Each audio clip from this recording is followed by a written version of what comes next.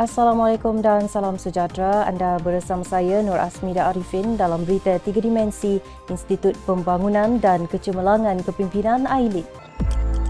Seluruh warga AILID Kementerian Belia dan Sukan sangat berbesar hati menerima lawatan kerja daripada Menteri Belia dan Sukan Yang Berhormat Hannah Yuh ke Ibu Pejabat AILID.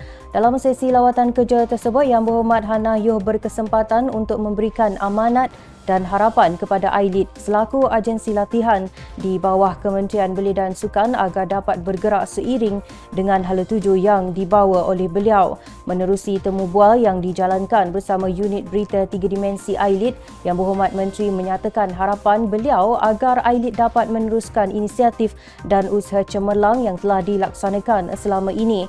Beliau juga berharap agar pada tahun 2023 AILID dapat terus memperkasakan lagi program-program yang bakal dilaksanakan dengan menyasarkan lebih ramai lagi belia-belia yang tersisih dalam program sedia ada. Bagi memastikan AILID sentiasa bergerak seiring dengan hala tuju KBS, Yang Berhormat Hannah Yuh turut berharap agar segala perancangan dan gerak kerja AILID dapat dilaksanakan dengan segera. Bersejahtera dan selamat petang saya ucapkan kepada YB. Pertama sekali saya perkenalkan diri, saya Asmida daripada unit berita 3 dimensi AILID. Lebih dahulu kami di AILID ingin mengucapkan tahniah kepada YB Hannah di atas pelantikan sebagai Menteri Belia dan Sukan pada kali ini. Baiklah, soalan saya pertama, YB selaku Menteri Belia dan Sukan, apakah amanat YB kepada AILID selaku agensi latihan di bawah Kementerian Belia dan Sukan? Okey, nasihat saya kepada AILID adalah untuk teruskan kerja baik yang telah dilaksanakan, kerja cemerlang, dan saya harap dalam tahun 2023 AILID boleh memperkasakan lagi program cemerlang mereka untuk kita sasarkan lebih ramai lagi belia yang mungkin tersisih dalam program sedia ada kerajaan. Baik, seterusnya soalan saya yang terakhir. Apakah harapan yang YB Hannah inginkan supaya AILID ini dapat bergerak seiring dengan hala tuju yang akan dibawa oleh YB? Okey, yang paling penting adalah cepat.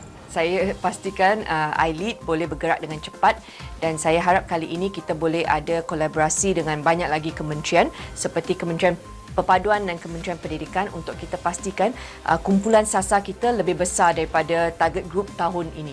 Beliau turut menyuarakan hasrat bahawa KBS akan berkolaborasi dengan pelbagai kementerian lain seperti Kementerian Perpaduan dan Kementerian Pendidikan dalam usaha untuk memastikan kumpulan sasar program yang bakal dilaksanakan lebih besar daripada sasaran peserta pada tahun ini. Ekosistem kondusif sektor awam EXA telah diamalkan di sektor kerajaan dan swasta bagi mewujudkan persekitaran tempat kerja yang kondusif dan dalam masa yang sama imej korporat dapat dikekalkan sekaligus menjadikan persekitaran kerja menjadi lebih berkualiti. Sebagai sebuah institusi latihan, AILID juga tidak ketinggalan dalam usaha mewujudkan persekitaran kerja yang kondusif.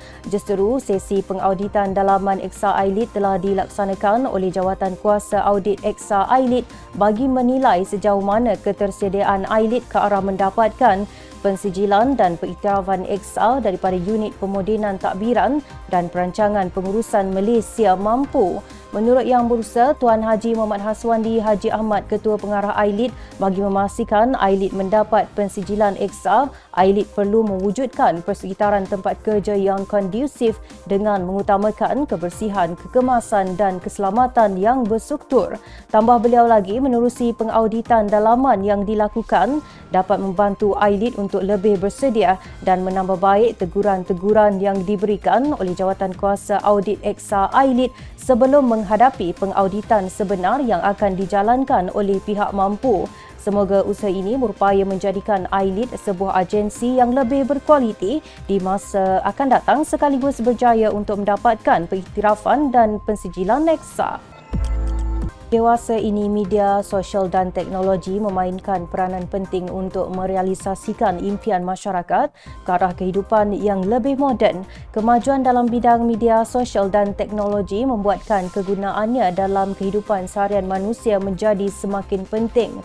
Namun, ketagihan melampau terhadap media sosial dalam kalangan belia di negara ini dikuatiri menjadikan golongan ini terdedah kepada jenayah cyber. Kepesatan penggunaan di dalam layari internet perlu dilakukan secara bijak dan positif, berteraskan keselamatan, kewaspadaan dan tanggungjawab yang menitik berat kawal seliakan diri dalam membendung penyalahgunaannya. Walaupun internet dapat memperluaskan pengetahuan dan memudahkan komunikasi dengan sesiapa sahaja dari seluruh dunia serta berupaya untuk membuat transaksi dalam talian di hujung jari, namun penggunaannya perlulah dibuat secara berhati-hati.